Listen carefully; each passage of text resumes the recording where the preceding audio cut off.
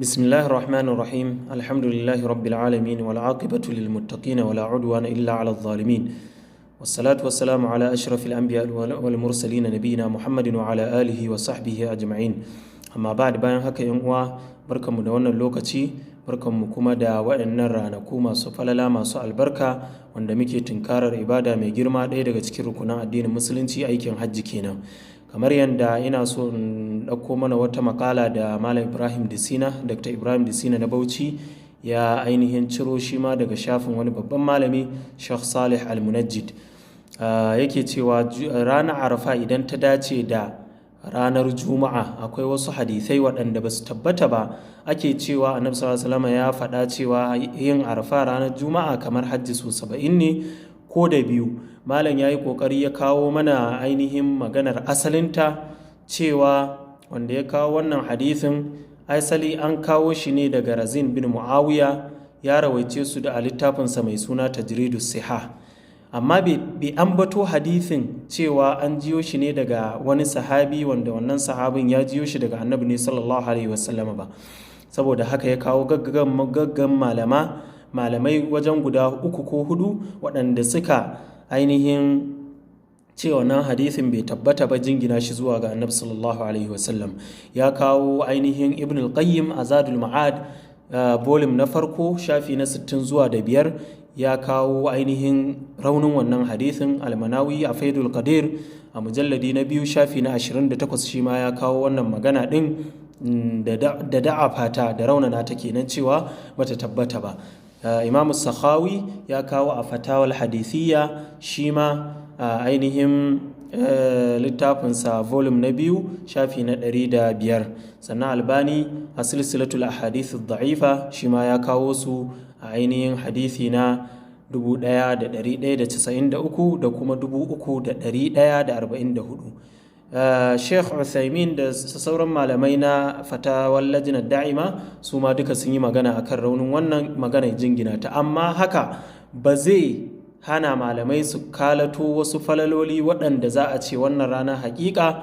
tana da matukar falala tana da daraja duba da idan aka ɗauko wasu nusus waɗanda suke nuni akan falalar ranar juma'a kuma Annabi sallallahu alaihi wasallam shi ma ya yi hajjin bankwanansa ne ya tsayuwa arfa a ranar wannan juma'a irin wannan rana to saboda haka malam yake cewa amma duk kasantuwar hadisin mai rauni ne wannan bai hana malamai kalato wasu bayanai da za a iya nutsuwa da su kan ƙarin falalar ba in aka samu dacewar ranar juma'a a matsayin ranar arfa wannan ya sanya Ibn al-Qayyim ya ambato wasu daga cikin waɗannan falaloli waɗanda da izinin Allah za mu saurare su kuma za mu amfana. Malam ya ce na farko shine haɗuwar ranaku guda biyu mafiya daraja a wajen Allah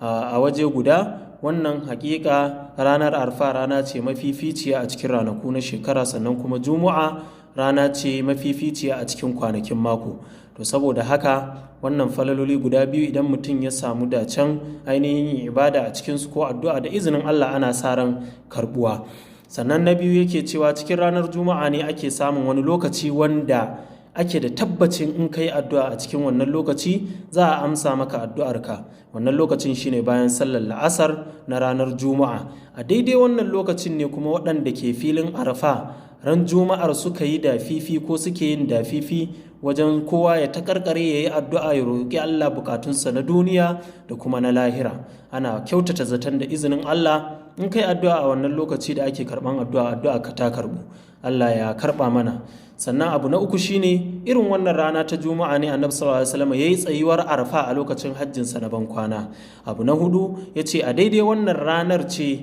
musulmai a faɗin duniya ke taruwa a masallatan juma'a domin sauraron hudubobin juma'a daga ainihin limamai da addu'o'i a garuruwansu kamar yadda mahajjata daga faɗin duniya duka ke taruwa guri guda a filin arafa don sauraron hudubar arafa da yin addu'o'i wannan dacewa baya faruwa sai an sami dacewar arafa ranar juma'a na 5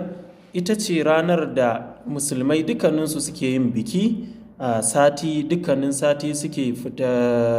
fita kuma musamman ga waɗanda ke filin arfa su ma biki ne a gare su. Wannan ne ma yasa aka ce ba za su yi azumi ba, saboda wannan ainihin biki da suke cikinsa da kuma cikin ibada da suke, da kuma samun ainihin falalar kasantuwa a wannan fili mai daraja. Sai aka ce wanda yake wajen filin shine zai yi azumi, ragowar waɗanda suke ciki su ba za su yi azumi ba. To a irin wannan ranar ne dai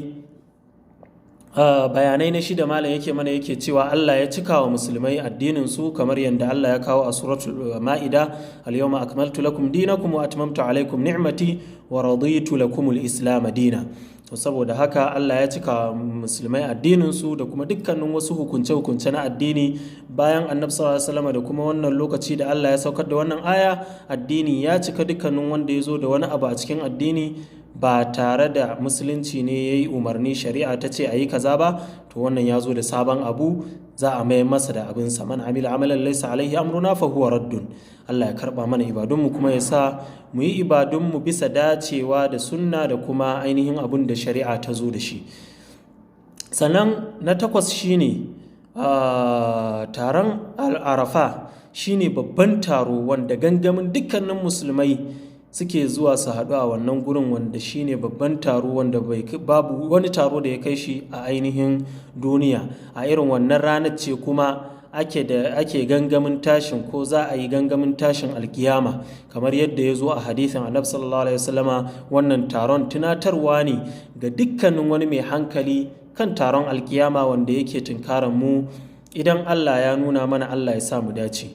Allah ya cusa na 8, Allah ya cusa da saka wa musulmai masu yi masa biyayya ganin girma da daraja da alfarmar ranar juma'a da daranta. Ya kai mutane na tsoron yin aikin sabo a wannan lokaci. Wannan kuma abu ne da zukatan mutane ke girmamawa. Ashe yayin da ranar ta dace da ranar arfa, sai abin ya ƙara kambaba, sai ya ƙara girma, ya haɓaka, ya kuma ƙara girma a zukatan dukkanin wasu musulmai masu imani. Ranar arfa na 10 shine ranar arfa ce Allah maɗaukakin sarki yake ƙara kusantowa kusa da ainihin halittunsa, bayinsa waɗanda suka je filin arfa suka tsaya. Allah maɗaukakin sarki yana sakkowa irin wadda ta dace da shi, ba tare da siffatawa ko kuma ainihin kamantawa ba. Allah zai sakko ga bayansa ya kusanto zuwa gare su, yana tunƙawo zuwa ga mala'iku, yana cewa ga ainihin bayina nan sun zo gurina suna masu buƙatar abubuwa na buƙatunsu da suke a roƙo. So saboda haka Allah zai yi tunƙahu da wannan taron. Mutane duka sun yi butu-butu, kowa ya yi ƙura, yana ɗaga hannunsa yana neman Allah maɗaukakin sarki ya masa gafara, ya karɓa masa ibadunsa. Ana neman gafara a gurin Allah, sai Allah ya yi shela cewa yana neman duk wani mai neman gafara ya gafarta masa, mai neman rahama Allah ya yi masa, mai bukatu kuma ya biya masa ita. In kuwa hakan ya dace da ranar juma'a, sai abin ya ƙara tumbatsa, kasantuwar lokacin tun asali gurbin karɓuwar addu'a ne, kuma gashi an ƙara samun wata munasaba wadda ta zo ta ƙara wa abin girma. A ainihin ranakun shekara babu wanda ya kai ta. Allah madaukakin sarki ya sa mu yi hajji karɓaɓɓe, ya gafarta mana zunubanmu, ya sa mu cikin tawagar manzon Allah sallallahu alaihi wasallama ranar alkiyama. Malam ya ce ya rawaito wannan magana ne daga shafin babban malami